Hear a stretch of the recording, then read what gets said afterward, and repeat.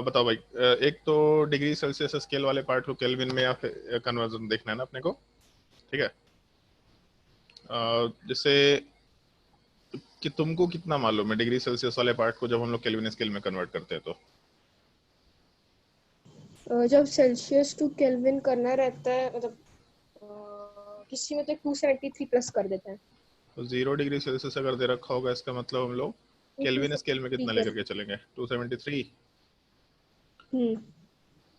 तो फिर परेशानी कहाँ पे? अगर मान लो 100 डिग्री सेल्सियस है तो जीरो में कितना ऐड किया हम लोग? 100 ऐड किए, तो 273 में भी 100 ऐड कर दो, इसका मतलब 373 केल्विन हो गया। हाँ। ये वैसे फिजिक्स में पढ़ा होगा तुम लोगों ने मेरे हिसाब से। नहीं, ये इसमें केमिस्ट्री के फर्स्ट चैप्टर में है। थोड़ा सा उसका यूज है एक्चुअल में, बट चलो ठीक है। और क्या डाउट है? लैटेंट हीट ऑफ वेपराइजेशन, वो तो लैटेंट हीट ऑफ बिल्कुल। वेपराइजेशन, अच्छा चलो ठीक है ध्यान दो। जैसे मान लो कि हम लोग वाटर को जब आइस में कन्वर्ट करते हैं, ठीक है, तो वाटर वाला पार्ट लिक्विड से वाटर वाला पार्ट सॉलिड में कन्वर्ट होगा। ठीक है, रहता तो वाटर ही है बट अपना फिजिकल स्टेट चेंज करता है, लिक्विड वाला पार्ट सॉलिड में कन्वर्ट होगा। दूसरा, अगर मान लो हम लोग लिक्विड वाले पार्ट को वेपराइज कर देते हैं H2O वेपर में, तो नॉर्मली होता क्या है, जैसे एक चीज होता है, ऐसा कंसिडर किया जाता है, कंसिडर के एक्चुअल में प्रैक्टिकली ऐसा होता है। मान लो एक हम लोगों के पास आइस का पूरा एक सैंपल दे रखा, ठीक है। इसमें अब लोगों का ये मेल्टिंग होना शुरू हो गया, मान के चलते मेल्टिंग होना शुरू हो गया। तो जब मेल्टिंग होना शुरू होगा तब उस केस में मान लेते हैं कि यहाँ पे थोड़ा बहुत वाटर आना शुरू हो गया और इसके ऊपर आइस वाला पार्ट फ्लोट करना शुरू करेगा। जब तक पूरा का पूरा आइस, नॉर्मली आइस वाला पार्ट 0 डिग्री सेल्सियस पे रहता है, ऐसा जरूरी नहीं कि 0 डिग्री सेल्सियस पर है, -5 पे भी आइस रहेगा, -10 डिग्री सेल्सियस पे भी आइस रहेगा। और एकदम से मान लो कि हम लोग मान लो डीप फ्रीजर से, तुम्हारे घर में फ्रीज होगा ही, है ना? Yes sir. तो मान लो उसमें जो डीप फ्रीजर होता है उसमें से आइस निकाल के बाहर रख दिया, तब उस केस में आइस 0 डिग्री सेल्सियस पे नहीं है, बाहर का एटमोसफेयर किसी अलग टेम्परेचर पे चला गया। लेकिन हाँ ठीक है, आइस के अंदर का टेम्परेचर हम लोग जीरो के अराउंड कंसिडर करते हुए काम कर सकते हैं। आइस का जो टेम्परेचर है वो कुछ भी हो सकता है, उसमें हम लोग जीरो से लेकर के माइनस में कहीं तक जा सकते हैं। लेकिन जब आइस वाला पार्ट नॉर्मली एटमोस्फेरिक प्रेशर में, एक नॉर्मल एटमोसफेयर में, जैसे हम लोग का जो सराउंडिंग है नॉर्मल एटमोसफेयर है, ठीक है, इस नॉर्मल एटमोसफेयर में प्रेशर जो है, ये टर्म ध्यान रखना, नॉर्मल एटमॉस्फेयर में जो प्रेशर होता है उसको हम लोग 1 एटमॉस्फेयर बोला करते हैं। ये नाम ही है, एटमॉस्फेयर को प्रेशर को मेजर करने का एक यूनिट माना जाता है। ऑल्दो ये चीज तुम्हारे फिजिक्स में आएगा, एटमॉस्फेयर नहीं आएगा, प्रेशर आएगा तुम्हारे फिजिक्स वाले टॉपिक में, जहाँ पे हम लोग बार या पास्कल इस तरह के यूनिट यूज करेंगे। लेकिन केमिस्ट्री में इस तरह का भी एक टर्म चलता है, एटमॉस्फेयर।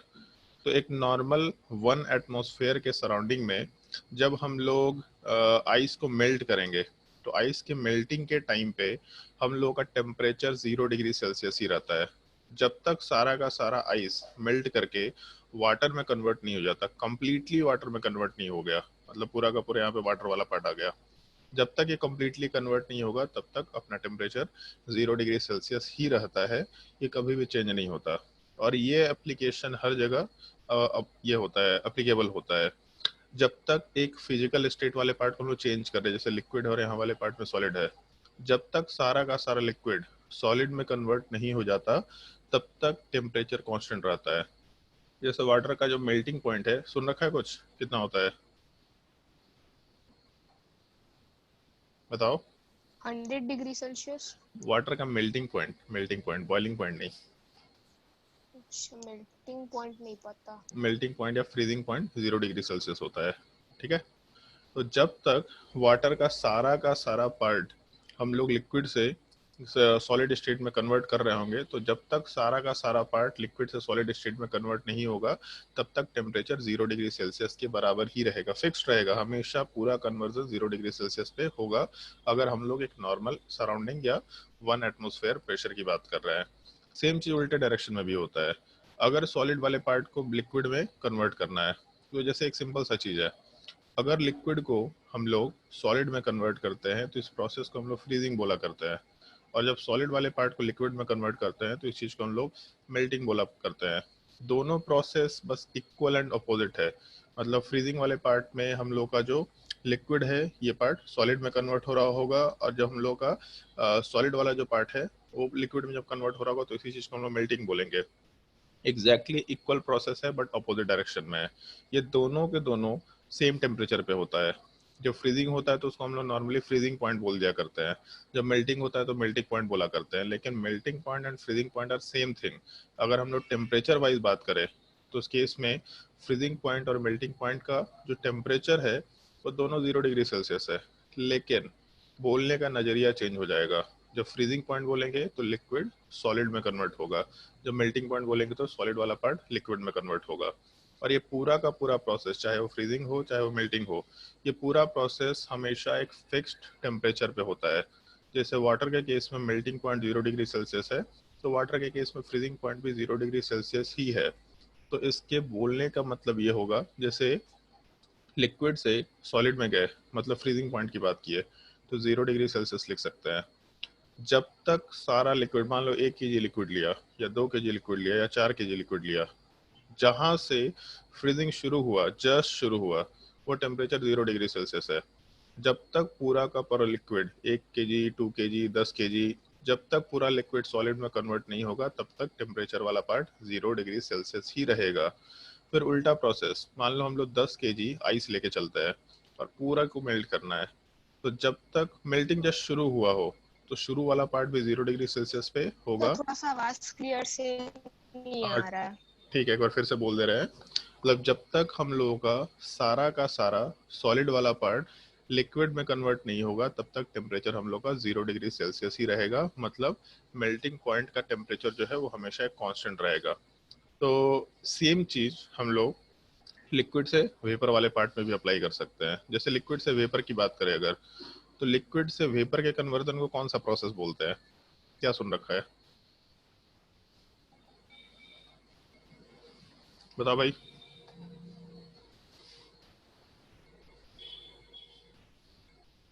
गूगल मत करने लग जाना कुछ अरे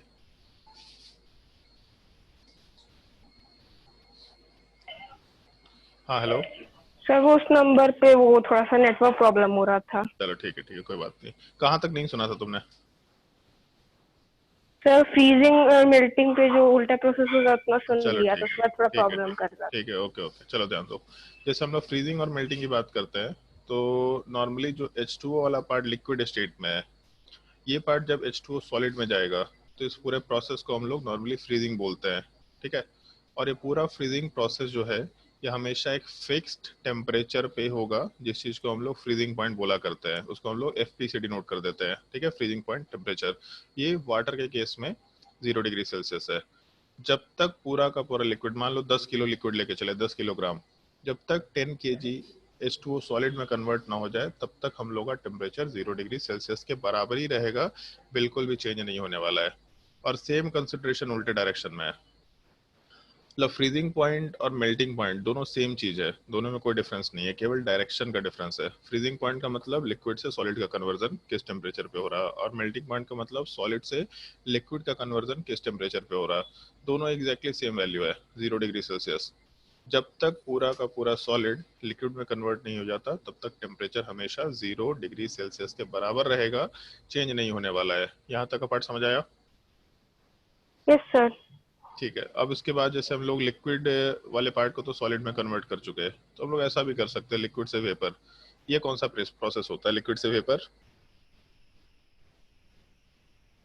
और लिक्विड से वेपर का कन्वर्जन को क्या बोलते हैं, कि क्या प्रोसेस बोला करते हैं? वेपराइजेशन या वेपराइजेशन या इवेपोरेशन बोलते हैं बेसिकली। हाँ। तो जब इवेपोरेशन होता है तो यहाँ पे हम लोग टर्म बॉइलिंग पॉइंट एसोसिएट कर लेते हैं। ठीक है, और बॉइलिंग पॉइंट जैसे मान लो H2O है, तो उसके लिक्विड स्टेट को जब H2O वेपर में कन्वर्ट करेंगे तो बॉइलिंग पॉइंट वाला पार्ट 100 डिग्री सेल्सियस होता है। और इसका जस्ट उल्टा प्रोसेस क्या होता है वेपर से लिक्विड का कन्वर्जन?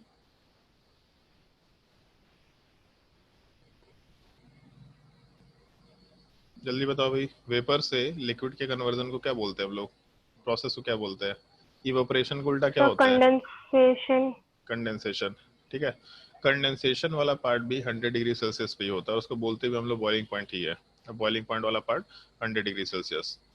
तो लिक्विड से वेपर का कन्वर्जन या वेपर से लिक्विड का कन्वर्जन, ये पूरा का पूरा प्रोसेस 100 डिग्री सेल्सियस पे होगा। चाहे 1 kg लिक्विड ले, चाहे 10 kg लिक्विड ले, चाहे 100 kg लिक्विड ले, हमेशा पूरा का पूरा लिक्विड जब तक वेपर में कन्वर्ट नहीं हो जाएगा तब तक टेम्परेचर 100 के बराबर ही रहेगा, उससे ऊपर नहीं जाने वाला है। अगर हम लोग बॉइलिंग की बात कर रहे हैं तो ऑल्दो एक चीज का ध्यान रखना, ये जो इवेपोरेशन है ये किसी भी टेम्परेचर पे होता है, लेकिन पहले चैप्टर में एक छोटा सा टर्म पढ़ा होगा तुम लोगों ने, इवेपोरेशन में और बॉइलिंग में क्या डिफरेंस होता है। मतलब इवेपोरेशन एंड बॉइलिंग, इन दोनों टर्म में डिफरेंस है। ऐसा बोला जाता है कि इवेपोरेशन वाला पार्ट सरफेस फिनोमिनन है, जबकि बॉइलिंग वाला पार्ट बल्क फिनोमिनन है। मतलब बॉइलिंग वाला जो पार्ट होगा ये सरफेस के अंदर हुआ करता है। तो ये टर्म का थोड़ा हम लोग को ध्यान रखते हुए काम करना होता है कि हम लोग इवेपोरेशन और बॉइलिंग वाले पार्ट को बिल्कुल अलग अलग कंसेप्ट मान के चलते हैं। तो हम अभी इवेपोरेशन बोल रहे हैं, मतलब बॉइलिंग को कंसिडर करते हुए चल रहा है।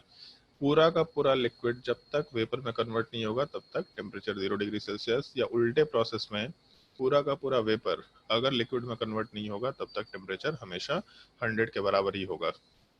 लेकिन एक चीज बताओ, जैसे मान लो कि एक चीज बस सोच के बताना, अगर हम लोग हीट देंगे तो टेम्परेचर बढ़ना चाहिए, घटना चाहिए, या सेम रहना चाहिए?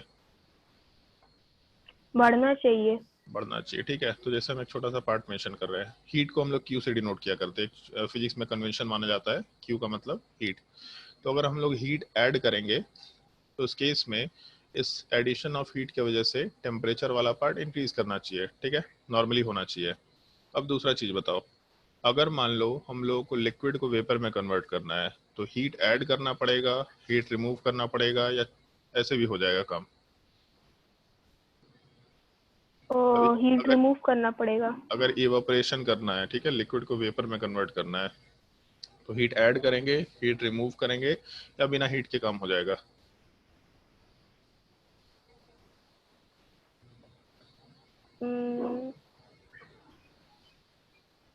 Liquid to vapour. एक तो एक चीज का थोड़ा ध्यान रखना, केमिस्ट्री जो है वो हम लोग के हाउस होल्ड से रिलेटेड चीजें होती है। अपने घर में ये सब एक्सपेरिमेंट्स किया करते हैं। जैसे हम लोग पानी गर्म करते हैं, तो एक चीज देखा है, पानी जब गर्म करते हैं तो ये ऑपरेशन तेजी से होता है। हाँ। तो ऑब्वियस सी बात है, गर्म कर रहे हैं इसका मतलब क्या, हीट दे रहे हैं। हाँ, ऐड करना तो पड़ेगा। हमेशा हमेशा फिजिकल सिचुएशन से इस चीज़ों को रिलेट करना केमिस्ट्री आसान हो जाएगा, ठीक है। तो बेसिकली अगर हम लोग हीट ऐड करेंगे तब उस केस में इवेपोरेशन प्रोसेस होगा, ठीक है। तो एक चीज़ देखो, जैसे मान लो कि हीट ऐड किया तो टेम्परेचर बढ़ना चाहिए, राइट। हीट ऐड किए तो इवेपोरेशन होना चाहिए। ये दोनों चीजें बोल रहे हैं हम लोग कि हीट ऐड करने से टेम्परेचर बढ़ेगा भी, हीट ऐड करने से इवेपोरेशन भी होगा। मतलब इवेपोरेशन के टाइम पे टेम्परेचर बढ़ना चाहिए, ये रिलेट कर सकते हैं हम लोग? कर सकते हैं कि नहीं कर सकते? हाँ। लेकिन यहाँ पे तो ऐसा मेंशन कर रहे हैं कि जब तक सारा लिक्विड वेपर में कन्वर्ट नहीं हो जाता तब तक टेम्परेचर कांस्टेंट है, 100 डिग्री सेल्सियस के बराबर है। तो एक टाइम पे हम ऐसा बोल रहे हैं कि हीट ऐड करेंगे तो टेम्परेचर बढ़ेगा, और दूसरा अगर इवेपोरेशन है तो हीट रिक्वायर्ड होगा ही होगा, बिना हीट के इवेपोरेशन नहीं होगा। तो अगर हम लोग इवेपोरेशन के टाइम पे हीट ऐड कर रहे हैं तो एक्सपेक्टेशन ये होगा कि हम लोग का टेम्परेचर बढ़ेगा, बट यहाँ टेम्परेचर कांस्टेंट है। तो ऐसा क्यों हो रहा है? तो इससे पीछे एक छोटा सा रीजन ये होता है, जब लिक्विड के पार्टिकल्स, सारे के सारे पार्टिकल्स अपने आप को वेपर में कन्वर्ट कर रहे होते हैं, तब उस केस में कुछ हीट लिक्विड के पार्टिकल्स या फिर उसके अंदर जो मॉलिक्यूल्स है, जैसे H2O के बहुत सारे मॉलिक्यूल मिलकर लिक्विड बना रखे हैं, फिर वही H2O डिसोसिएट होकर गैसेस फॉर्म में चला गया, तो कुछ हीट वो H2O के मॉलिक्यूल एब्जॉर्ब कर लेते हैं। अगर मान लो जैसे तुम रेडबुल पी लो या ग्लूकोज पी लो तो तुम्हारे अंदर एनर्जी एड अप हो जाता है। तो सेम टाइप से यहाँ पे है हाँ। कि अगर हम लोग हीट ऐड करेंगे तो मॉलिक्यूल्स एनर्जी गेन कर लेंगे, एड अप कर लेंगे। तो वहाँ पे एक टर्म हम लोग यूज कर सकते हैं बोलने के लिए, इंटरनल एनर्जी। जब मॉलिक्यूल के अंदर एनर्जी बढ़ गया तो इंटरनल एनर्जी बढ़ गया। तो जब लिक्विड के पार्टिकल्स वेपर में कन्वर्ट होंगे तो कुछ हीट का पार्ट वो मॉलिक्यूल्स एब्जॉर्ब कर लेते हैं। उस हीट को ही हम लोग लेटेंट हीट ऑफ वेपराइजेशन बोला करते हैं, क्योंकि ये पूरा का जो पूरा प्रोसेस है वो कांस्टेंट टेम्परेचर पे हो रहा है, जो अपने नॉर्मल कन्वेंशन से अलग है। अगर हीट ऐड करेंगे तो टेम्परेचर बढ़ना चाहिए, और यहाँ इवेपोरेशन हो रहा मतलब हीट ऐड करना पड़ेगा, तभी भी टेम्परेचर कांस्टेंट है। तो जब भी कभी, ये छोटा सा स्टेटमेंट ध्यान रखना, जब भी कभी स्टेट का चेंज होता है लिक्विड से वेपर या फिर वेपर से लिक्विड, तो हीट आइदर ऐड होगा या फिर सब्ट्रैक्ट होगा। जैसे खुद से सोच के बताओ, अगर इवोपरेशन में हीट हम लोग ऐड कर रहे हैं तो कंडेंसेशन में हीट क्या करना चाहिए? सही बात, फिर से बोलिए। अगर हम लोग इवेपोरेशन के टाइम पे हीट वाला पार्ट, हीट का मतलब क्यू, ऐड कर रहे हैं तो कंडेंसेशन में क्या करेंगे?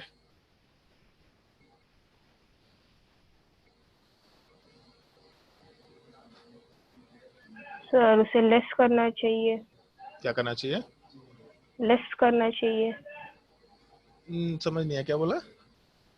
मतलब उसे कम करना चाहिए, हाँ, मतलब। अच्छा, लेस करना चाहिए, ओके, सब्ट्रैक्ट करना चाहिए, है ना। हाँ। ऊपर वाले केस में जब एडिशन कर रहे हैं तो जैसे इवेपोरेशन और कंडेंसेशन प्रोसेस उल्टा प्रोसेस है, तो इवेपोरेशन में अगर हीट ऐड हो रहा है तो कंडेंसेशन में क्या होगा, हीट रिमूव कर रहे होंगे हम लोग, ठीक है। तो नीचे वाले केस में क्यू वाला पार्ट रिमूव कर रहा है। तो ऐसा हर एक जगह हो सकता है। ऊपर वाले केसेस में भी जब लिक्विड वाला पार्ट सॉलिड में कन्वर्ट होगा तो उस केस में हीट वाला पार्ट रिमूव किया जाता है, और जब सॉलिड वाला पार्ट लिक्विड में जाएगा तो सॉलिड से लिक्विड में जाएंगे तो हीटिंग करना पड़ेगा, तो इस केस में हीट का एडिशन होगा। तो जब भी कभी एक स्टेट का चेंज होता है तो स्टेट का चेंज हमेशा कांस्टेंट टेम्परेचर पे होता है, लेकिन क्योंकि स्टेट का चेंज हो रहा है तो इसका मतलब पार्टिकल्स कुछ ना कुछ हीट एब्जॉर्ब कर रहे होंगे, that heat is considered as latent heat of vaporization या latent heat of state change. अगर सॉलिड से लिक्विड हुआ तो सॉलिड से लिक्विड का मतलब कौन सा प्रोसेस है, मेल्टिंग, तो लैटेंट हीट ऑफ मेल्टिंग बोल देंगे। अगर हम लोग लिक्विड से सॉलिड में जा रहे हैं तो freezing, latent heat of freezing बोल सकते हैं। जब वेपराइजेशन करेंगे तो लिक्विड से वेपर, तो latent heat of vaporisation word बोल सकते हैं। मतलब जैसा प्रोसेस है वैसा नाम हम लोग अटैच कर सकते हैं। तो अगर वेपराइजेशन प्रोसेस है तो लैटेंट हीट ऑफ वेपराइजेशन, उसमें स्टेटमेंट क्या लिखना होगा इस चीज का ध्यान रखना। During a phase transformation from liquid to vapor, the process occurs at constant temperature condition and the heat absorbed at that constant temperature या फिर at that boiling point is considered at latent heat of vaporization। समझ आया कि फिर से बोले? समझ में आ गया सर। मतलब स्टेटमेंट तो अपने एनसीईआरटी से देख लो, उससे कोई दिक्कत नहीं, बट हाँ। स्टेटमेंट का मतलब बेसिकली समझ में आ गया तो उसको दूसरे लैंग्वेज में भी लिख सकते हैं। अगर कल को भूल गए स्टेटमेंट तो उसको अपने लैंग्वेज में लिख सकते हैं। तो ये पूरा प्रोसेस समझ में आया तुमको? Yes sir. ठीक है, और कोई डाउट? No sir. बाकी पूरा और कोई डाउट नहीं है टॉपिक में? अभी इस चैप्टर में कोई डाउट नहीं है। चलो ठीक है, कल एग्जाम